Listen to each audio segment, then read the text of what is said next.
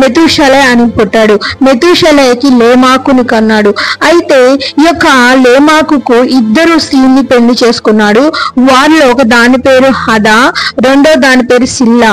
ఇక్కడ ఈ యొక్క లేమాకు అనే వ్యక్తి ఇద్దరు భార్యను వివాహం చేసుకుని ఉన్నాడు. వారిలో ఒక భార్య అయిన హదాకు కలిగిన పిల్లలు పశువులు గలవారు, గుడారాల్లో నివసించే వారికి మూల పురుషుడు. ఇప్పుడు గుడారాలు లేవు, కానీ ఒకప్పుడు గుడారాల్లో నివసించే వాళ్ళు ఉండేవాళ్ళండి. వీళ్ళకి మొట్టమొదటి ఒక పురుషుడు ఎవరు అని అంటే ఈ యొక్క హదా అనే యొక్క కుమారుడు ఈ యొక్క గుడారాల్లో నివసించే వాళ్ళకి మూల పురుషుడుగా ఉన్నాడు.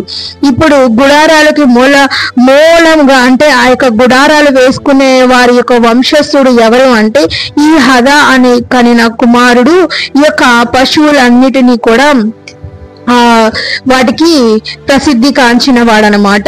ఆ తరువాత వాని యొక్క సహోదరికి యాబేలు అని పుట్టాడు. అతను ఏంటి అంటే సితారు, సానిక అంటే సంగీత వాయిద్యాలను తయారు చేసేవారిగా వాటిని యూజ్ చేసే వాటికి మూల పురుషుడు. అలాగే సిల్లా తుగ్లక్ను కనెను. అతడు అంటే రాగి పనిముట్టులు అలాగే ఇనుప పనిముట్టులు చేసడానికి ఈ తుగ్లక్ అనే వ్యక్తి ఇక్కడ మూల పురుషుడిగా ఉన్నాడు. అంటే మనం వాడుతున్న ఇనుము, రాగి ఇవన్నీ కూడా తయారు చేయడానికి వీటిని ఫస్ట్ ఆఫ్ ఆల్ ఎలా ఉపయోగించాలి అనే వ్యక్తి ఎవరు అంటే ఈ యొక్క తుగ్లక్ గారు.